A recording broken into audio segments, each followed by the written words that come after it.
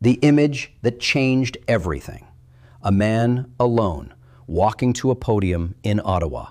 No advisors, no ministers, no advance notice.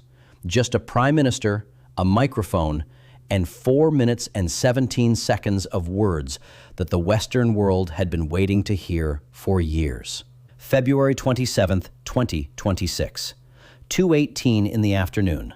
Mark Carney walked into the National Press Theater and declared that the American era was over. 4 minutes and 17 seconds. That is all it took to shatter a 75-year relationship, trigger a full-blown diplomatic crisis, send the Pentagon into emergency mode, and force America's closest allies to publicly take sides against Washington. 24 hours earlier, Toyota dropped a bomb.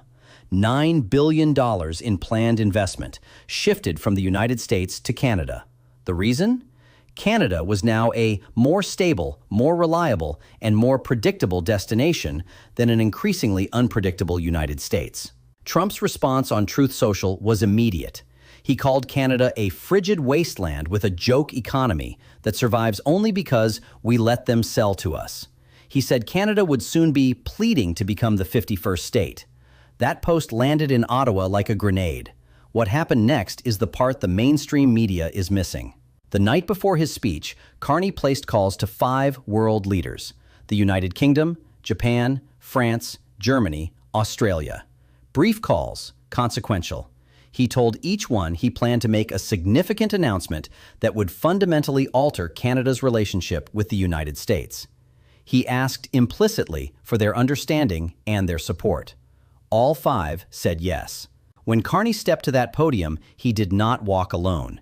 He walked with the quiet assurance that Britain, Australia, France, Germany, and Japan had already indicated they would stand with Canada. Washington would be the one isolated, not Ottawa. 4 minutes and 17 seconds. Carney didn't raise his voice. He didn't need to. He simply stated what the world had been watching unfold for months. The American administration had made its position unmistakably clear, not through words, but through actions. Tariffs that breached existing trade agreements, disregard for treaty obligations, public humiliation of a neighboring sovereign nation. Washington did not regard Canada as a partner. It regarded Canada as a subordinate, and Canada was done accepting that. The room fell silent. Reporters looked at each other. Nobody moved. And when Carney turned and walked away without looking back, every person in that room understood they had just witnessed history. Within 90 minutes, Trump posted 4 consecutive messages on Truth Social. The first accused Carney of declaring war on the United States. The second proposed a comprehensive review of all U.S.-Canada accords, NORAD, commercial agreements, intelligence sharing. The third threatened increased inspections at all border crossings, with the clear implication that Canada could be treated as a foreign adversary. And the fourth post, the first of its kind in the history of the two nations, Trump addressed the Canadian people directly and invited any Canadian province that wished to join the greatest country in the world to do so. This is not trade negotiation. This is not aggressive posturing. This is a direct assault on the territorial integrity and sovereign existence of a neighboring nation. Then came the responses. Britain's Prime Minister issued a statement, measured, diplomatic, unmistakable. Canada's concerns were legitimate and deserved to be heard. The European Union's top foreign policy official affirmed that unilateral actions violating international agreements were unacceptable. Australia's Prime Minister reaffirmed solidarity with Canada on sovereign equality and fair trade. Japan's foreign ministry stated it understood Canada's position and supported relationships grounded in mutual respect. Japan, Australia, the European Union, Britain, the nations that stood with Washington through every defining crisis of the past 80 years. All of them, within hours of Carney's speech, indicated that Canada was correct and the United States had crossed a line.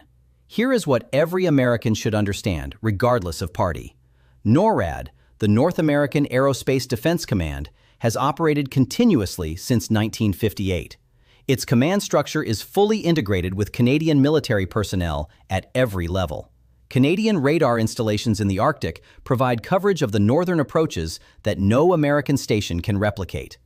Without those installations, American early warning systems have significant blind spots. Blind spots in missile defense, in aerial threat detection, in our ability to respond to a ballistic attack with enough lead time to matter. When the president threatens to review the NORAD agreement, he is not threatening Canada. He is threatening the United States. He is proposing to create gaps in American national security that hostile nations have studied. He is proposing to create gaps in American national security that hostile nations have studied, mapped, and could exploit. The generals at the Pentagon understand this. Sources inside the building describe the current situation as crisis mode. The Secretary of Defense requested an immediate meeting with the President about the NORAD threat. As of this recording, no date has been set. Trump is not fighting on one front. He is fighting on four simultaneously. Front one, the diplomatic front. Every major ally has now publicly sided with Canada. Front two, the alliance front. Britain, the EU, Australia, Japan, all signaled that Canada is correct and the US has crossed a line.